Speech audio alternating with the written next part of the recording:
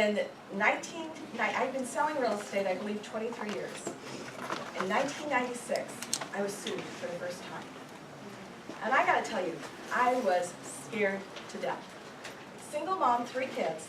And although I was doing well in real estate, it was definitely scary. I remember when I got served, since I'd never been served before, as a big woman, I started crying. I mean, I started bawling. I was so upset. And I remember my broker, who I love, I just adore this man. He said, you know what, don't worry, I get served all the time. It's no big deal. And he said, we had a really good E&O carrier, but I just went with this new company, and I'm sure they're going to be good too. Gave me no confidence whatsoever. Anyway, that was in 1996. The E&O carrier that was relatively new was Crest Insurance. They came out, they evaluated the case, and very truthfully, I've done a great job on my disclosures. What I do with my sellers, do all of you do your sellers' disclosures at the time of the listing appointment? Good. I don't want to hear anybody say they wait till there's an offer. Basically what it was buyers who had bought a house, and they wanted to sue the sellers and me for the cost of the remodel. Now that was a very interesting lawsuit, and actually one of the owners of Crest Insurance got very involved in it. I can tell you, in real estate and honestly in legal cases, we're in what I would call challenging times. Whether the market's up, the market's down. When a buyer buys, and for those of you who've been in the business since 2007, when we were at our height, when somebody pays $1 million for their house and it's now worth $600, they're looking for their lost equity. So they're going to look for the reasons why they can sue. One of the biggest cases, and I don't know if you're going to bring this one up, the Shapiro case. Or were you going to bring that one up? I'll let you do it. Go ahead. Okay. Well, there's this one case scared me to death.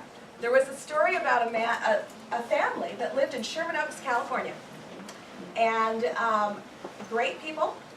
He actually was a lay minister in his church. And while he was a lay minister in his church, he brought in kids, but he had this little problem with the kid next door. He called the police on them a few times because the kid was a little bit loud. I don't know exactly what he did, but he was apparently a real troublemaker. So he called the police on him a few times. And I believe it was like 2 years later, he was transferred. And he was transferred through his business. Prudential Relo was involved. So he did his seller's disclosures. And one of the disclosure items is whether or not you have neighborhood noise or nuisances. Because he was a lay minister, he brought this kid into his church group. He felt he wasn't a nuisance, so he felt he answered that question correctly by saying no. Well, I think he sold the house in 1993. And I don't know if you all remember, in 1994 there was a big earthquake that affected the San Fernando Valley. The house that he'd sold for, I believe it was about and I don't remember the exact numbers, I'm just guessing right now, about $600,000, was now worth about $300,000. One day, the kid next door causes a problem. They call the police. The police come to their door and say, oh my gosh, we used to come here before a lot when the last people owned the house. Guess what? This is the reason to sue. They took that case to court. Those people that had been transferred actually had to buy the house back for what was paid for it, and what it was worth that before the earthquake.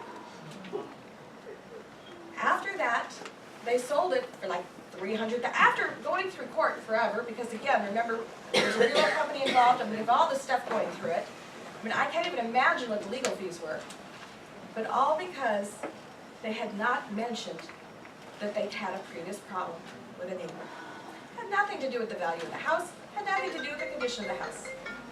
So it's so important when you're going through those seller's disclosures that you ask the sellers, have you ever called the police?